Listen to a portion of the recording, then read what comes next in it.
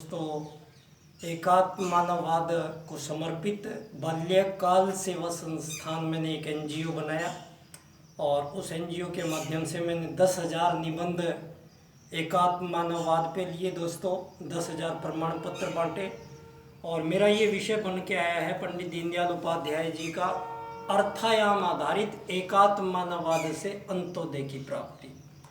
तो इन्हीं 3 सूत्रों के साथ मैं आपको नमस्कार करता हूँ। आप सभी को स्वागत है। ये वो कक्ष है दोस्तों जहाँ इतिहास में जीवात्माएं पैदा होती हैं, वो जीवात्माएं जो छाप छोड़ के जाती हैं अपनी सदियों तक।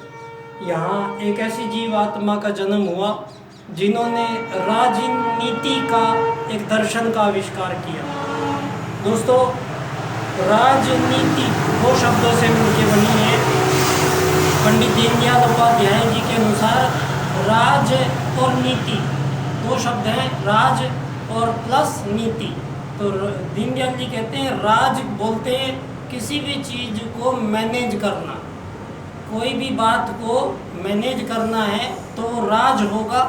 और वो राज हमें मैनेज क्या करना है, कैसे करना है, वो तय करेगी नीति।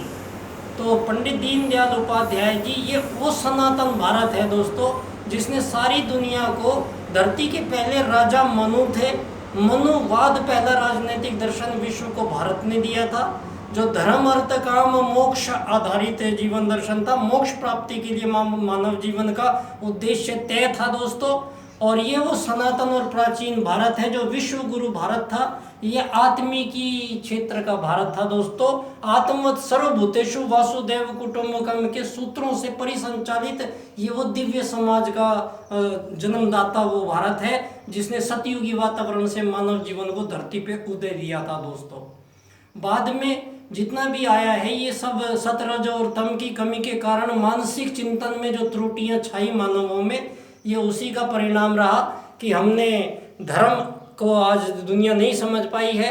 धर्म के हजारों धर्म बन गए हैं और धर्मनिरपेक्षता एक ऐसा शब्द मानवों के बीच में इंसान ने गढ़ दिया है जिसका दोस्तों कोई वजूद नहीं है।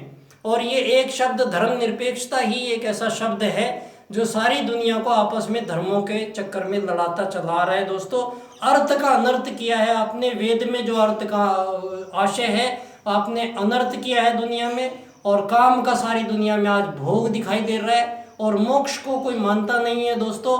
खाओ पियो ऐश करो और मर जाओ और ताकतवर ही जिंदा रहेगा, कमजोर को जीने का अधिकार नहीं है।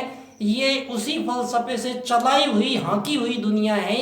ये जो पूंजीवाद के राजनीतिक दर्शन से सारी दुनिया की राज की नीति को हाँका जा रहा है दोस्तों।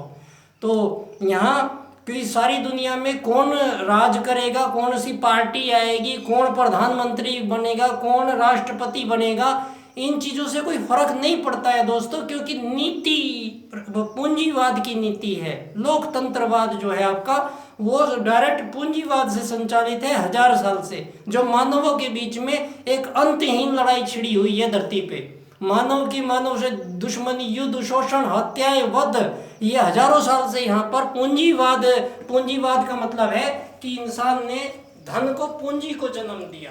ये ईश्वर ने कभी इसको जन्म नहीं दिया और वेद सूत्रों में इसका कोई व्याख्या नहीं है दोस्तों।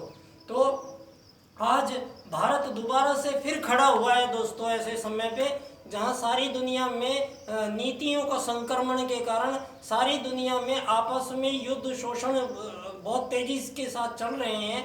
उसी बिहार पे हमारे भारत में उसी विश्व गुरु भारत की वो 2 प्राचीन आत्मवत् सर्वभूतेषु और वासुदेव कुटुंबकम के वो सूत्र दोबारा से दीनदयाल उपाध्याय जी ने आपके समक्ष, पूरे संसार के समक्ष अर्थायाम आधारित एकात्म मानववाद से अंत्योदय की प्राप्ति 3 सूत्रों के रूप में ये एक विश्व को राज्य की नीति का नया दर्शन मैं आपको प्रेक्षित करता हूँ दोस्तों। 25 सितंबर को पंडित दीनदयाल जी के जन्म दिवस पर मैं यहाँ अपना ये व्याख्यान अर्थायाम आधारित एकात्म मानववाद से अंत्योदय की प्राप्ति कैसे होगी, मैं इस विषय पर अपना व्याख्यान लूँगा।